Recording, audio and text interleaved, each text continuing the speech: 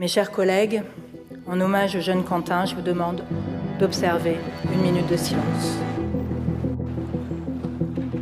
Le militant d'extrême droite Quentin de Renques est mort le 14 février après des affrontements entre groupuscules radicaux à Lyon 2 jours plus tôt. Il y a un contexte où les militants antifascistes à Lyon se sont construits dans les années 2010, entre 2013 et 2018, en réaction à des actions violentes de l'extrême droite et à l'implantation des mouvements d'extrême droite. Vers 19h40, il est pris en charge et emmené à l'hôpital Édouard Herriot. Il y meurt le 14 février à 12h25, victime d'une commotion cérébrale et d'une fracture temporale. Mais tout ça n'a pas été rappelé, n'a pas été contextualisé. De nouvelles images prises avant l'agression de Quentin de Renques contredisent le narratif du collectif identitaire Némésis. Sur cette vidéo partagée par le Canard enchaîné, on voit des militants antifa ici à gauche et des militants d'extrême droite habillés en noir échanger des coups. Des militants d'extrême droite sont venus casqués et cagoulés, armés d'au moins une béquille, une bombe lacrymogène et un fumigène. Rue 89 Lyon, depuis sa création en 2011, a toujours essayé de documenter de la façon la plus précise les actions violentes de l'extrême droite à Lyon. Une enquête est en cours, notamment pour homicide volontaire.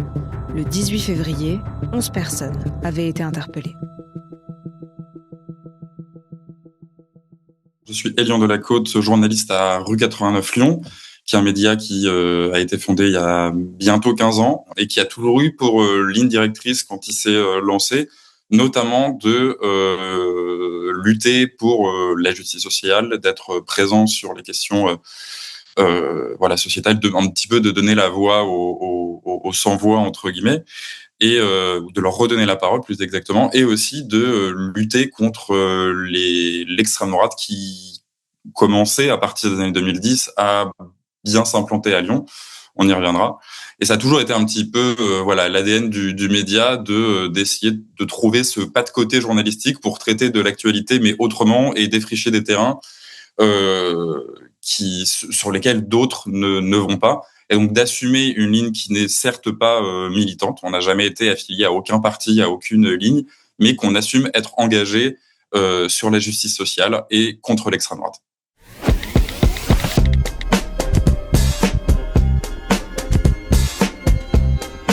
Nous, on a appris l'affaire, comme beaucoup de gens, au travers des tweets d'Alice Cordier du collectif Némésis sur X. Tout part en fait d'une conférence de Rima Hassan à Sciences Po qui a eu lieu jeudi 12 février dans l'après-midi. Et on apprend par Némésis, du coup, ce collectif fémino-identitaire, qu'il y a un jeune garçon qui serait de leur service d'ordre, qui serait entre la vie et la mort, selon elle, à cause d'un guet-apens des antifascistes. Donc très vite, ça s'emballe, tout le monde se met sur le coup. Un peu plus tard, on apprend le décès de Quentin, et les premières vidéos sortent, et la vidéo est assez terrible, parce que on voit effectivement un homme à terre être frappé et roué de coups, notamment à la tête. À partir de là, ça devient très compliqué. Nous, en tout cas, à la rédaction, on est, comme beaucoup de journalistes, dans un état un peu de sidération et de choc face à cette violence. Et d'un autre côté, on est assez surpris de tout ce qui peut être dit, des noms qui sont jetés en pâture, parce que on a besoin de temps long, l'enquête n'en est qu'à ses balbutiements, et tout en fait part dans tous les sens assez rapidement, quoi. Et on a vu les images de cette agression d'une violence inouïe. On a Quentin qui est au sol, un homme est accroupi sur lui, en train de lui rouer de coups pendant que d'autres lui mettent des coups de pied. Voilà. Face à ça, nous on était avec simplement des draps et des pancartes. Voilà, donc pour monsieur Mélenchon, c'est ça une agression. Si pour monsieur Mélenchon, c'est ça une agression, moi j'ai une question à poser aux téléspectateurs. Qui sont vraiment les violents ? Qui sont vraiment les violents ? Cette violence qui est importée du Proche-Orient et qui arrive sur notre sol, cette violence qu'on qualifie d'islamo-gauchiste, mais c'est un nouveau fascisme aux deux couleurs, rouge extrême gauche, vert Hamas, voilà ce qu'il se passe dans notre pays. Dans cette histoire, ce jeune homme de 23 ans, je cite, n'est pas un militant pris dans une rixe, mais un martyr de la liberté d'expression que l'extrême gauche, aidée par trop de complices, veut remplacer par sa hideuse loi de la meute. L'enquête devra démontrer précisément ce qui se passe à ce stade. On est comme vous, on ne sait pas exactement ce qui s'est passé.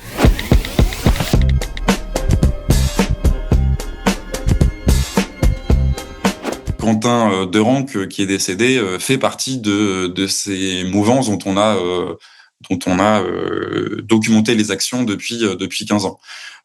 Aujourd'hui, pour avoir parlé à des personnalités antifascistes, des personnalités de gauche à Lyon, beaucoup de gens pensaient que c'est quelque chose qui pouvait arriver, mais pensaient plutôt que ça allait arriver dans le camp des antifas de façon large, ou à minima d'une personne qui est liée politiquement à la mouvance de gauche. Donc il y a vraiment un effet de totale sidération sur ce qui s'est passé. Mais effectivement, il y a un contexte où les militants antifascistes à Lyon se sont construits à partir des années 2010, dans les années 2010, entre 2013 et 2018, en réaction à des actions violentes de l'extrême droite et à l'implantation des mouvements d'extrême droite, donc d'un côté les identitaires, de l'autre côté les nationalistes révolutionnaires, à Lyon, à travers des locaux, à travers des bars dans lesquels ils se rassemblaient, des lieux de réunion.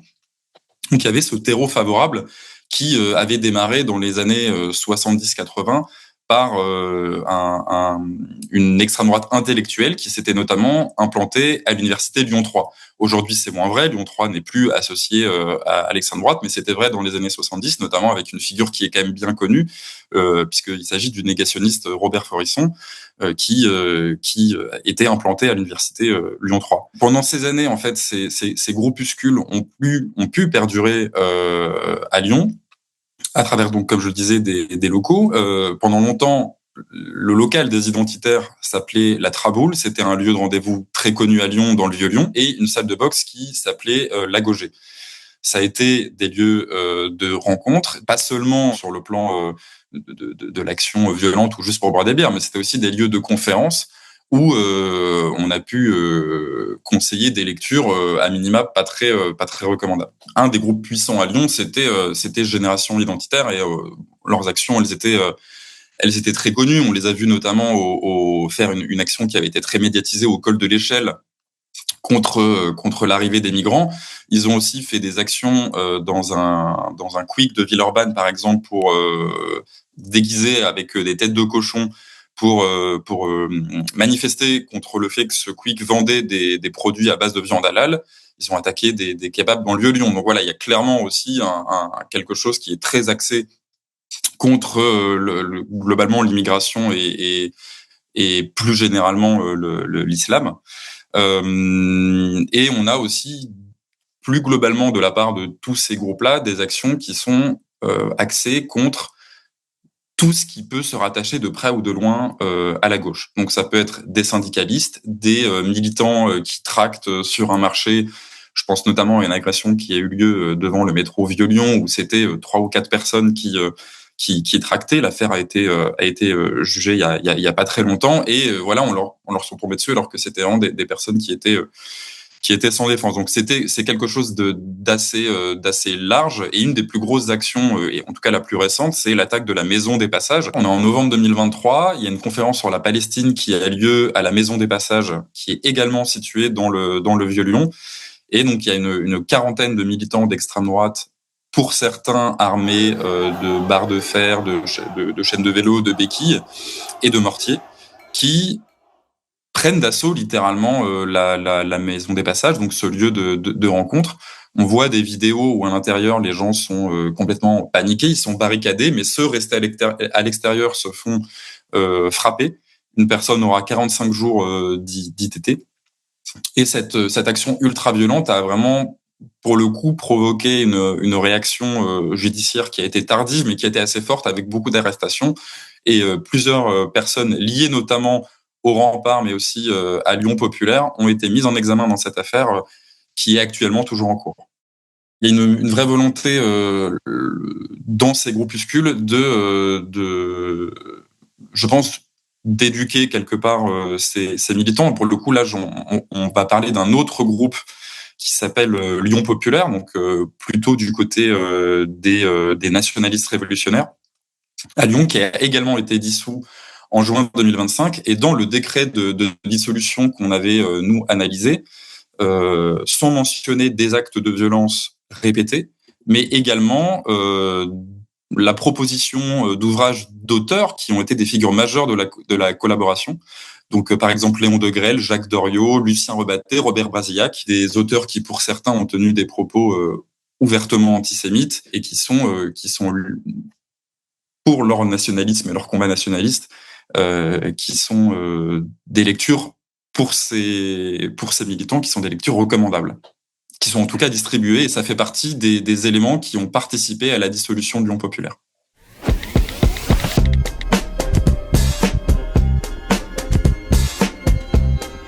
Le 89 Lyon, depuis sa création en 2011, a toujours essayé de documenter de la façon la plus précise les actions violentes de l'extrême droite à Lyon. Et on s'est rendu compte il y a quelque temps qu'il manquait en fait un travail qui résumerait tout le travail que nous on avait fourni depuis toutes ces années sur l'extrême droite. Et surtout, un des sujets qui se posait, c'est que en fait on parlait parfois des actions et on parlait assez peu des suites judiciaires. On a fait un travail pour lister les actions de l'extrême droite dont on avait parlé, mais également celles qu'on aurait pu, qu'on avait peut-être pu laisser passer sous les radars, en essayant de tracer les suites judiciaires de cette affaire, donc de la commission des faits jusqu'à la réponse policière ou judiciaire qui a été apportée.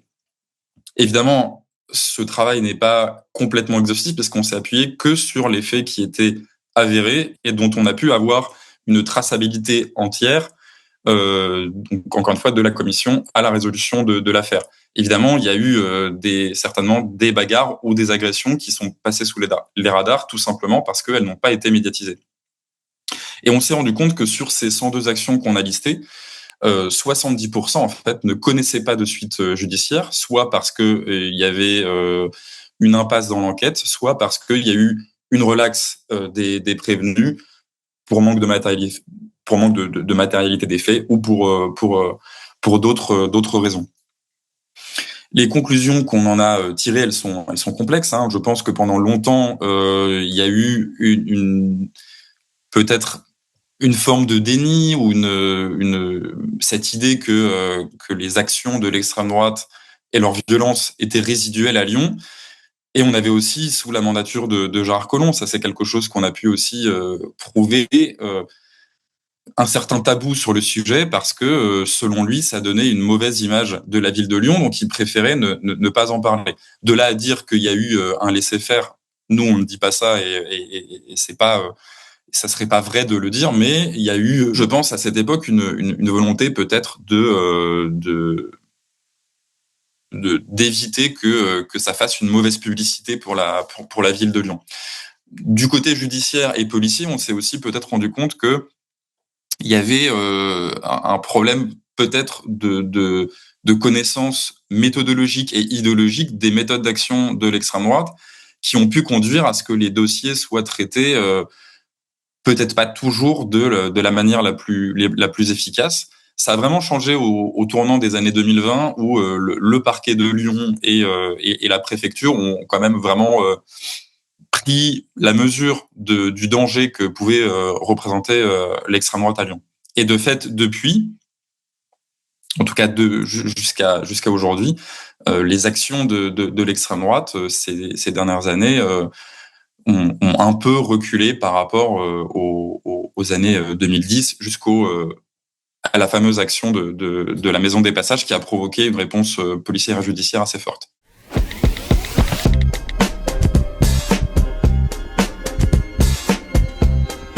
C'est très dur de répondre à ça parce que pour moi, là, on est encore dans la phase de l'émotion. Il y a quand même un jeune homme qui est décédé et tout le monde est encore et sous le choc. Et même nous, quand on a appris cette histoire, ça a été quelque chose d'assez violent. Nous, en tout cas, c'est ce qu'on a toujours défendu à Rue 89 Lyon, que être dans l'actu chaude tout de suite n'avait absolument aucun intérêt et pouvait être dangereux. Et c'est pour ça que ce travail de fourmi sur les actions de l'extrême droite, c'est un travail de 15 ans et c'est un travail qui évidemment ne peut pas être fait par les médias qui sont dans l'émotion et qui ne peut pas être fait dans les 2 jours qui viennent après un événement comme celui-là.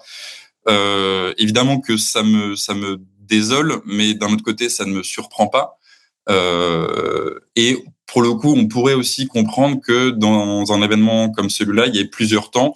Il y a le temps de l'émotion où tout le monde est dans l'effusion. C'est renforcé par le pouvoir des réseaux sociaux aujourd'hui qui est très fort, où on a des noms qui sont jetés en pâture, on a des vidéos qui sont pas contextualisées, et on a des informations qui émanent de comptes d'extrême droite. Pour le coup, je peux aussi comprendre que pour un journaliste, ce soit très compliqué de démêler le vrai du faux, sachant qu'on veut aussi du témoignage, on veut aussi avoir à remplir son antenne et son journal. Donc je j'ai pas non plus envie complètement de taper sur le traitement médiatique, même si évidemment nous, il y a beaucoup de choses qui nous ont interrogés, et notamment que dans les personnes qui ont témoigné, qui étaient présentées comme faisant partie de l'entourage de Quentin, nous on a repéré des personnes qui avaient été déjà impliquées dans des actions et des raids contre des antifas à Lyon, et notamment celui qui était présenté comme son colocataire, qui a été impliqué dans une expédition punitive contre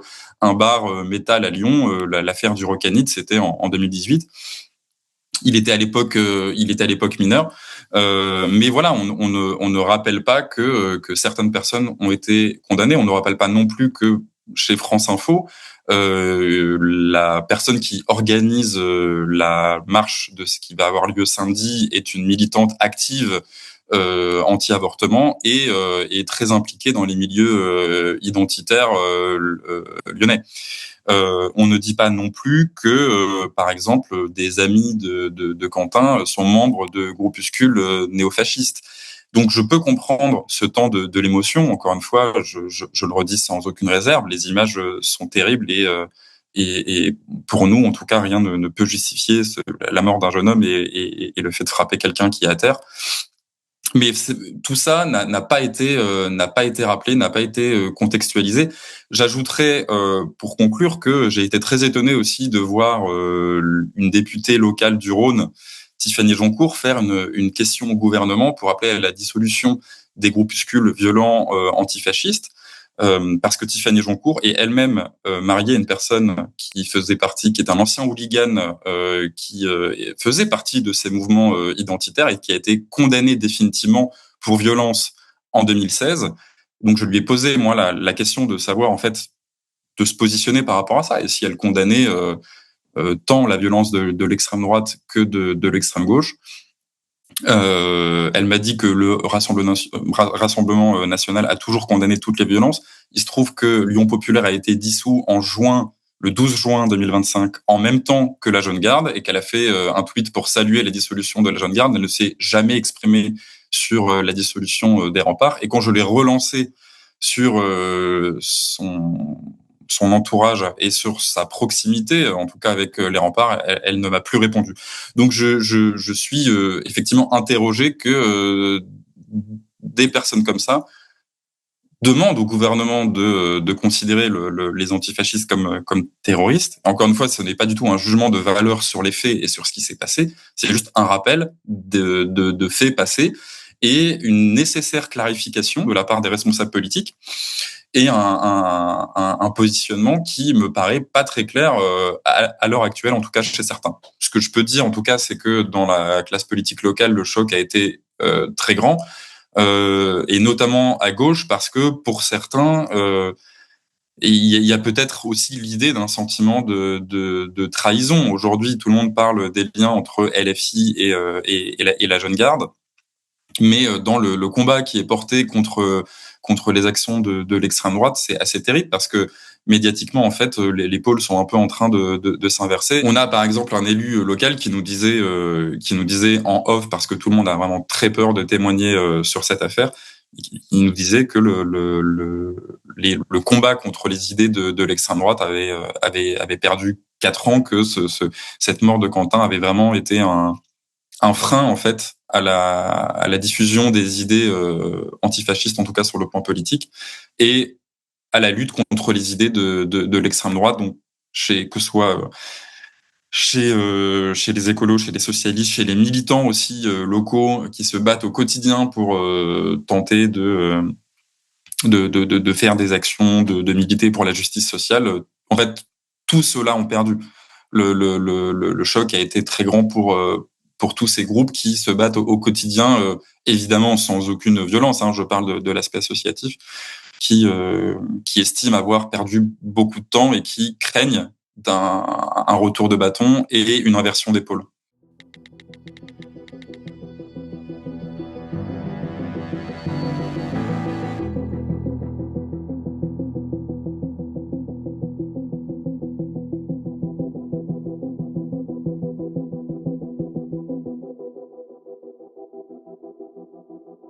Ciao.